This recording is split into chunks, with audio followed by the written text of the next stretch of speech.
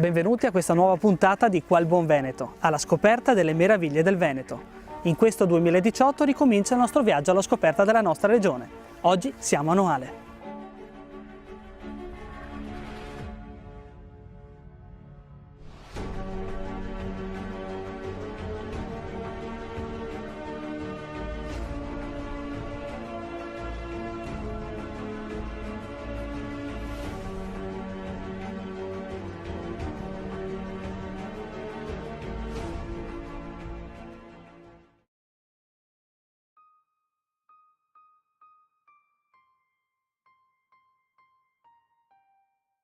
Noale come centro abitato risale probabilmente al XII secolo, anche se, in base ad alcuni ritrovamenti e reperti, sembra che questa zona fosse popolata già in epoca romana e pre-romana.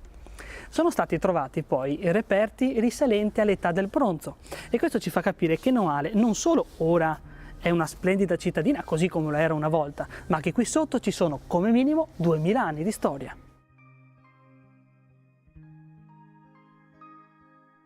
Comunque fu solo dal 1158 che Noale arrivò all'importanza che tutti noi conosciamo, quando questa cittadina e i territori circostanti passarono sotto il dominio dei Tempesta.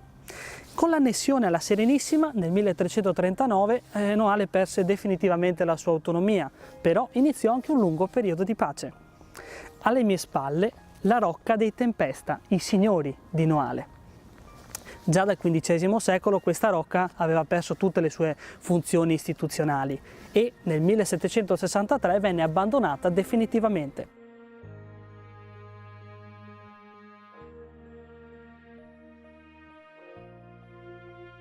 Piangano Novale le tue torri, pianga la tua contea, la colomba non vola più lassù.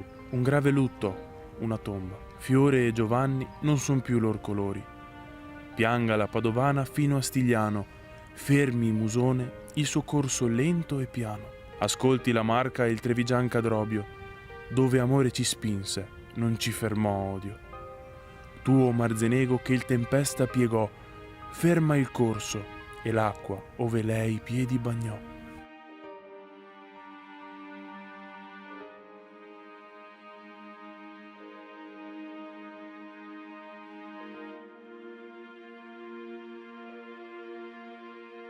Era il XV secolo, durante la signoria di Guacello Tempesta.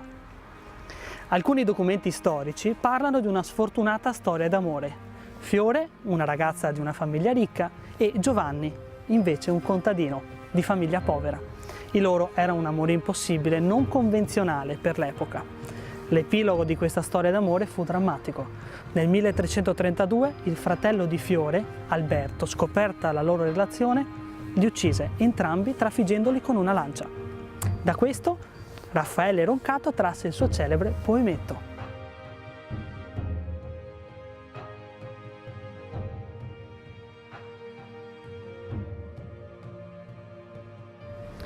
Ci troviamo proprio sotto la torre est, quella che è chiamata la Porta Trevigiana. Qui, davanti a questa porta, fu sottoscritto il più antico documento che parla del castello di Noale, del 1193. Questa porta nel Medioevo era fondamentale, era l'accesso più importante al castello, che comprendeva il centro cittadino, la chiesa e la rocca.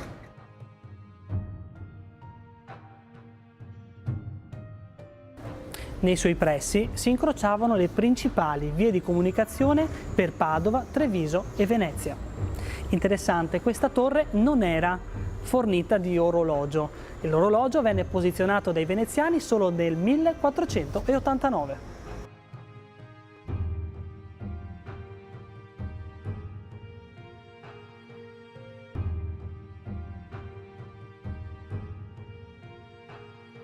Ci sarebbero molti altri posti da visitare in questa zona. Le architetture religiose, la famosa e misteriosa Villa Corre Ragazzi e le campagne circostanti. Ma il tempo a nostra disposizione purtroppo è finito. Grazie per averci seguito. A presto.